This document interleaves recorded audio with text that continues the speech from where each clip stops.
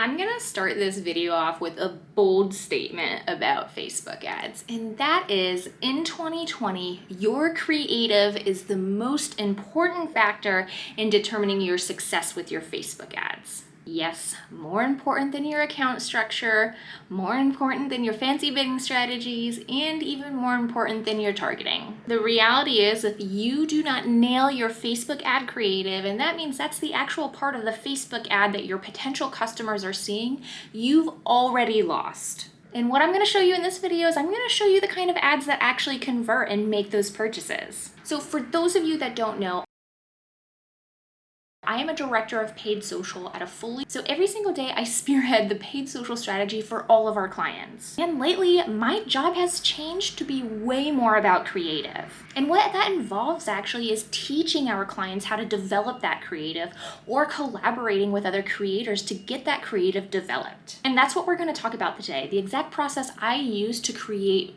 content that converts on Facebook ads. So the general consensus is that video does tend to do better on Facebook ads, but now the trend is that mobile first video is doing best on Facebook ads. And I'm going to break down what mobile first video is for you exactly. Number one, mobile first video is made to be used on a mobile device. So this is the kind of thing that is optimized to be viewed on your phone. And there are several different kinds of criteria that make something mobile first. Number one, you want that video to be 5 to 15 seconds long. Any longer than that, you're gonna lose them because it's just gonna be too long. Number two, you're gonna want your video to be designed for the sound off. So you want to have subtitles, or you want it to be completely optimized to be viewed without the sound. Because the reality is, a lot of people scrolling through their social feeds aren't even gonna have their sound on. Number three, the kind of format you actually want for these videos is for it to be viewed like this. So you're gonna want something that's 9:16 aspect ratio, or even 5:4, something I've seen work really well. I've even been testing videos that have been optimized more for Instagram stories and placing them directly on the feed, and sometimes those do really well. And the last two elements that are really crucial for mobile first creative are quick, fast movements in the video so that it helps stop the scroll and get your potential customers' attention. And you're gonna also wanna keep your logo within the first 5 seconds of that video so that you can have that brand recognition early on. And now I want to actually show you some examples of my favorite mobile first creative that I actually give off as templates to my clients. You're going to be able to see all these examples on facebook.com/ad/library, where you can actually see all of the active ads for brands and companies that are currently running Facebook ads. So this is a super valuable tool. So two of my favorite brands to use as examples to give to clients when they're developing their first rounds of mobile first creative is Lululemon and Athleta. I know these are pretty similar companies, but they've actually boiled down their mobile first video creative strategy to the exact template that I just shared with you.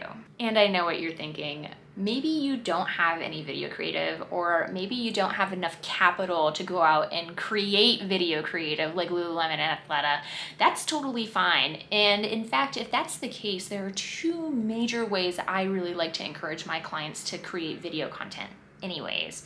And that's going to be with slideshows or GIFs, or with user-generated content. Now, for slideshows and GIFs, there's actually a few different ways that I like to do this, and it can be the easiest way to get some quick video up and running if they don't have any there yet.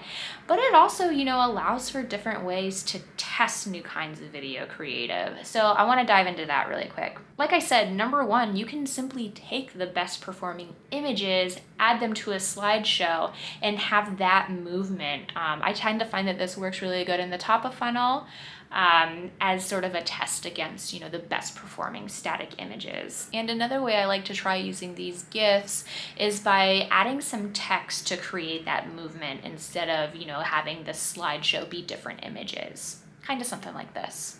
And, in addition to those GIFs and those slideshows, user-generated content has actually been a vital part of the creative strategy that I've been rolling out with my clients lately. And a way that I really like to do that I find is really cheap, and pretty much any brand or company can do it, is in the form of customer testimonials. And what's really engaging about this is that you'll actually direct your customers to take their review or their testimony directly from their mobile device. So kind of like how you would be on Instagram stories doing doing a review of a product.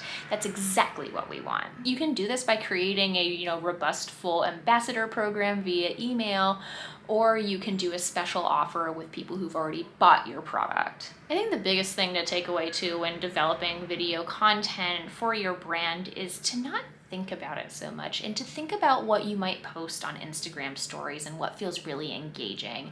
I've actually been directing my clients to try filming an Instagram story or even a TikTok and then using that content, editing it down a bit, and then posting that directly as an ad, because this is what we find is working a lot more. We don't find that the big productions are actually working too much because people can tell what's an ad and what's not, and they don't like feeling like they're being marketed to.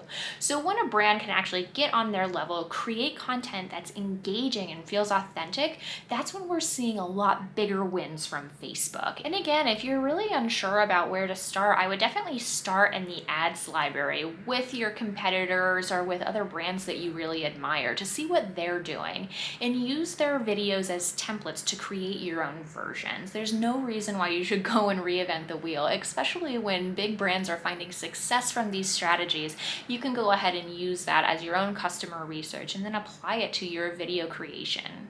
What I was really hoping to accomplish with this video was to make people feel less intimidated by video.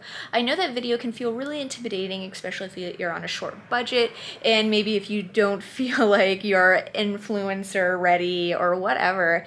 It's just, you just kind of have to put yourself out there and try something and see what works. And I gotta tell you, sometimes really it's the GIFs made from your iPhone that you've done a total hack job of a video edit on that end up really making the best conversions and the best bang from your buck on Facebook ads. And that's really all I got today. If you guys have seen a dope ad on Facebook, send it to me, put it in the comments or send it to me on Twitter. I love seeing the kind of different ads that you guys are seeing and what actually converts well, and especially what attracts you as a marketer or as a business owner. So that's all I got. I will see you next week. See ya. Just kidding. Before I go, I just wanted to say be on the lookout for next week's video where I am going to tell you my #1 piece of advice for the upcoming 2020 Black Friday Cyber Monday season. You won't want to miss it. See ya. Really, goodbye.